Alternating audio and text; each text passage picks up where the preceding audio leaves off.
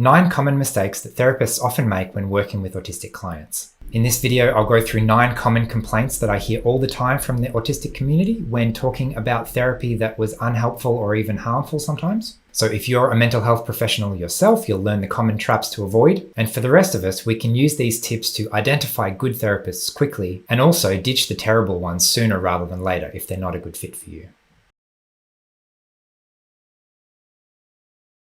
Hi everyone, Paul Mikulev here from Autism from the Inside. I make weekly videos sharing the human side of autism, so make sure you hit subscribe to get the latest content.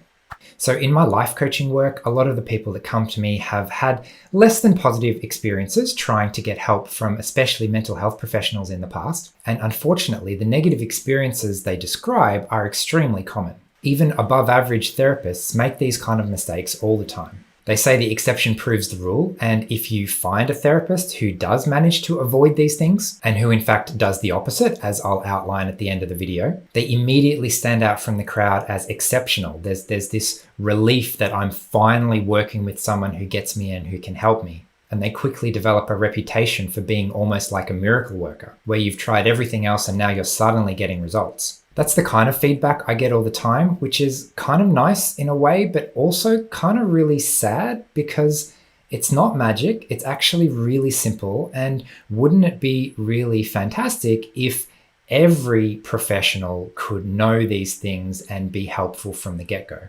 So hopefully one day these skills will be standard for every helping professional, including psychologists, counselors, doctors, nurses, teachers. How amazing would that be?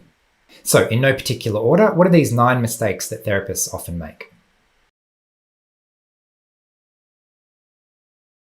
So the number one thing that comes to mind is giving advice. And you might think, well, isn't that a good thing? Don't people want advice? Isn't advice helpful? And the answer to that is yes and no. I guess I could have been more specific in saying giving unhelpful advice, but actually in my experience, almost all advice is unhelpful, especially unsolicited advice. In other words, if your client isn't explicitly asking you for advice in a particular situation, then giving it is probably a bad idea. Here are the most common outcomes when people try to give me unsolicited advice. Firstly, 9 times out of 10, it's the same advice that everyone else has given me every time I've shared this problem with them. So advising me to do something that other people have already told me to do hundreds of times in the past is unhelpful, to say the least. And I'm more likely to experience that as incredibly frustrating because I've been here before so many times and you're not telling me anything I didn't already know. The second most common outcome of giving advice is that what you're asking me to do or suggesting that I do is something that I've actually already tried myself. So it might very well be a good idea, but it's a good idea that I already had on my own and I've already implemented by myself. So again, presenting it as this fantastic idea that's supposed to solve my problems does not feel helpful. So those 2 outcomes are kind of annoying, I suppose, but the third most common outcome is that the advice itself is just inappropriate. This is really common when I receive generic advice, which is a good idea a lot of the time, but for my personal situation, it's not going to work, it's not appropriate, and actually it's a very bad idea for me to follow that advice.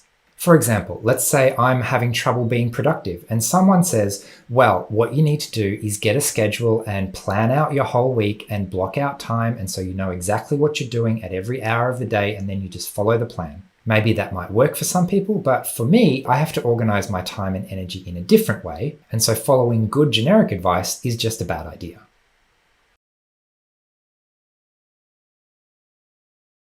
Mistake number 2 that therapists often make is invalidating my problems.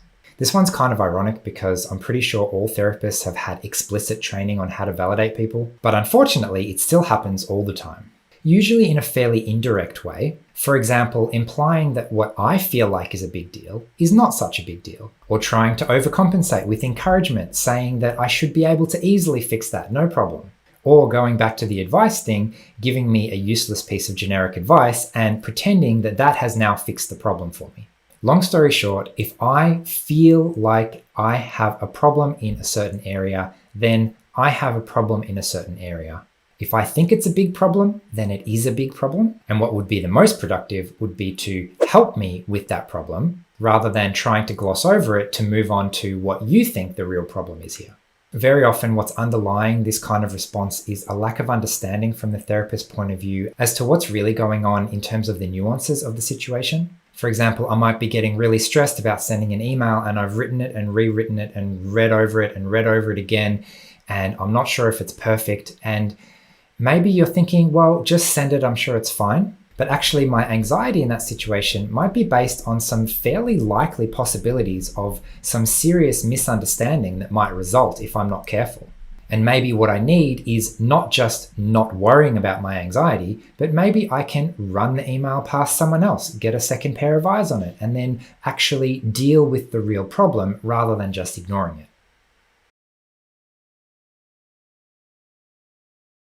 The third mistake that therapists often make, and I've got a feeling that this one is mostly unconscious, is treating the client as inept and/or inadequate. Sending the unconscious message that you clearly need help because there's something wrong with you. Now, that's not a very empowering message. It might even be the story that everyone in the room believes. In my experience as a life coach, people tend to make much better progress when they believe they can rather than when they believe they can't. So stop telling me I can't do this, or otherwise I might eventually start believing you. In real life, chances are clients already believe that they're inadequate in some way. And so actually what we need is the exact opposite of this message to help people start developing that self-confidence that actually, yes, they can do this. Feeling like you're inadequate is bad enough, but having a respected professional confirm that for you is, to put it lightly, unhelpful. As you can see, I like using extremely understated language. Number 4, the fourth mistake that therapists often make, is telling you what to do. Now, this is a little bit similar to the first mistake of giving advice, except it skips even more steps. Rather than evaluating if this solution is actually a good fit for the situation, the professional in the room has decided that it's the best thing, and unfortunately, that decision is almost always at least a little bit wrong. Almost every suggested solution will require at least a little bit of modification to make it appropriate for the situation. And the therapist doesn't know all the details. If they did, they would recognize that what they're telling the client to do is actually probably not a good idea, and they would say, oops, sorry, actually in this situation that would not be appropriate. But the reality is therapists can't know everything. If someone's spending 1 hour a month with me, or even 1 hour a week with me, they're still not going to know every detail of my life. So skipping the step of checking in with me to see if I actually think it's a good idea is almost inevitably going to end up with a solution that doesn't work or is inappropriate. And therefore, if I implement it and it doesn't work, then that's at best a waste of time. But what's also likely to happen is that I just don't feel right about that solution, and so I don't do it. And then the next time I see the therapist, they'll wonder why I didn't do it and think that they need to help me find a way to implement their solution, when actually the problem is the solution they were telling me to implement was not appropriate.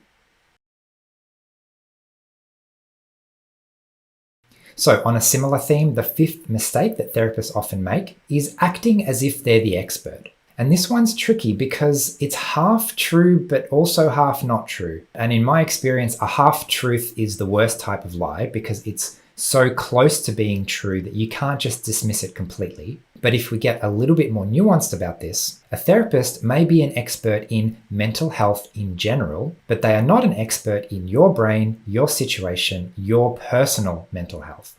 And for the autistic population, it is extremely common that what works for other people does not work for us. Have you tried exercise and meditation? Studies show that, great, I don't care if it works for 99% of people if I am the 1% of people that it does not work for.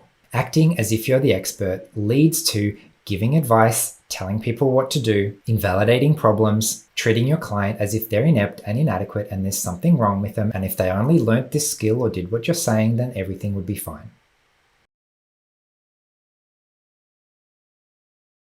And ultimately, this leads to mistake number 6. The sixth mistake that therapists often make is dismissing my experience. If I've tried something before, that's important. If I know some specific and unusual circumstances which make my situation significantly different from your general situation, that's important.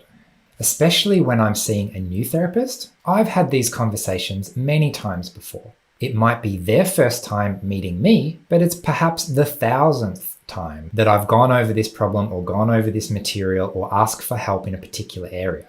So leveraging that experience, I know a significant amount about how my brain works. I know a significant amount about mental health in general. I know a significant amount about how I respond to certain therapies and certain strategies. I also have a significant amount of experience of hundreds of things that I've already tried. All of that is incredibly relevant. And if we gloss over it, then A, we're going to waste a lot of time. And B, I'm not going to get a sense that we're actually making progress, that it's worth my time to even keep coming back. So when I say dismissing my experience, I essentially mean undervaluing my experience. The self-knowledge that I already have is at least equally important to any medical training or mental health knowledge that a therapist or other professional has. And it's by working together and bringing both those aspects that we can actually make some progress.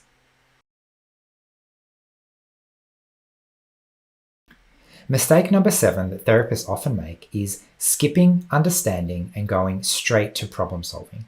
Moving too quickly into the solution-focused problem-solving stage without understanding the situation, the deeper goals, what has already been tried, that kind of thing, leads to the advice giving, the inappropriate solutions, and what we've already talked about.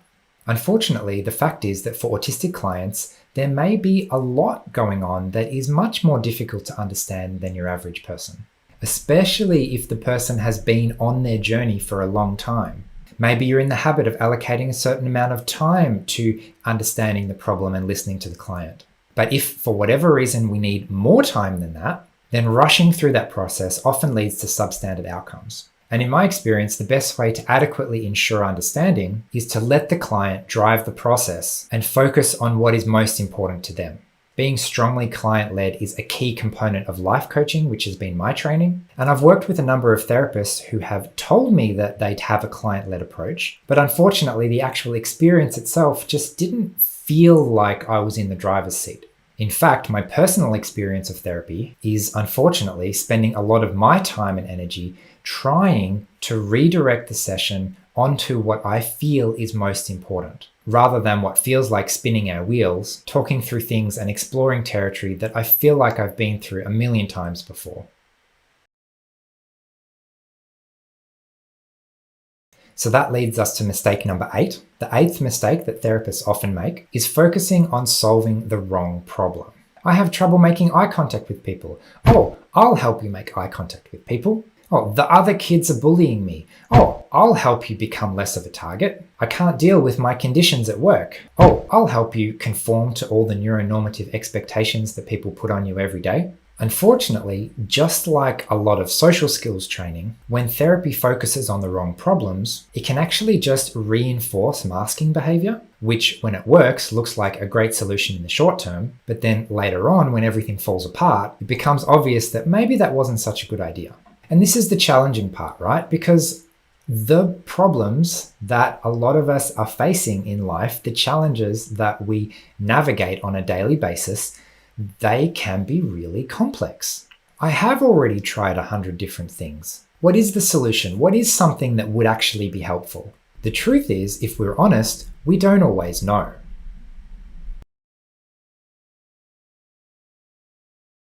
And so the final mistake that therapists often make, number 9, is bluffing confidence or competence. Don't pretend you know the right answer.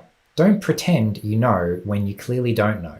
If you're not sure where to go next, just say it. If you're not sure what to do, let's admit that. If you don't understand, if what I'm sharing with you doesn't make sense, then let's acknowledge that. If you're just completely stumped in general and you've never been in this situation before and you don't know what to do, just say so. In other words, don't pretend you got this when you don't. It's 100% important to show up authentically in the space so that we can both deal with the real issues instead of masking and talking around them and pretending like we've got this even though we clearly haven't.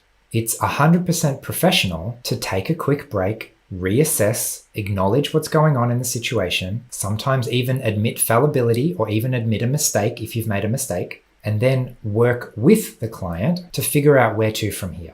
This is almost the secret of life coaching. When you don't know the answer, or even if you do know the answer, just stop and say, I'm not sure where we should go next. What do you think is the best thing from here? It's a truly collaborative approach. If neither of you know the answer, that's fine. You can sit and figure it out together. That's much better than overconfidently suggesting an answer that is actually inappropriate for the situation. Nothing breaks trust and rapport more than faking confidence in a situation. And I get it, that can be really hard. It feels very vulnerable to admit any kind of fallibility. But when we don't do that, the unconscious message that the client receives is, I'm the expert and I'm in control and I've got this and you don't. So you're lost, you're not in a good place, but I am. And so there's something wrong with you. Compare that to, wow, this situation is really tough. I'm not sure how to fix this. I'm not sure what would even be helpful here. But it's okay. We're going to work together and we're going to find a way forward. So what's the opposite of all of these 9 mistakes? We've gone through 9 mistakes that therapists commonly make, but what does good look like? How can you tell if a therapist is going to be useful and a good fit for you? Well, to summarize, a good therapist is someone who can listen to me, actually hear me and understand me, who validates my experience and my challenges, someone willing to come all the way and meet me where I'm at so that we can work together, leveraging both my personal experience and their professional training. And what that looks like is they're exploring with me, they're offering me tools, they're suggesting strategies, they're talking with me and bringing me along on the journey so that we can decide together what we think would work, what we want to try, what we feel like is the most important thing to work on, and ultimately make progress in the areas we've identified. Anyway, I might leave it there for today. That's been 9 common mistakes that therapists often make with autistic clients. If you're looking for help in this area, I've made a number of other videos on various mental health related topics. I'd probably start with 4 proven ways to improve your mental health. If you're not currently seeing a mental health professional but would like to, you might like to consider online counseling as an accessible alternative. So I also did a video on the pros and cons of that. Otherwise, if you're looking for help but you're kind of sick of therapy and it's not really working for you at the moment, you might like to try autistic life coaching, which is something that I offer. It's a much more positive, forward-looking, goals-focused activity where we get clear about what you really want in your life and then take steps to make it actually happen. So I also made another video explaining a bit more about that, and you'll find a coaching inquiry form for more information on the Autism from the Inside website. So I should probably leave it there for today. I hope you found this video valuable. Please leave me a comment with what makes a good therapist for you and what you look for in that relationship. But until next week, thanks for watching and I'll see you again soon. Bye.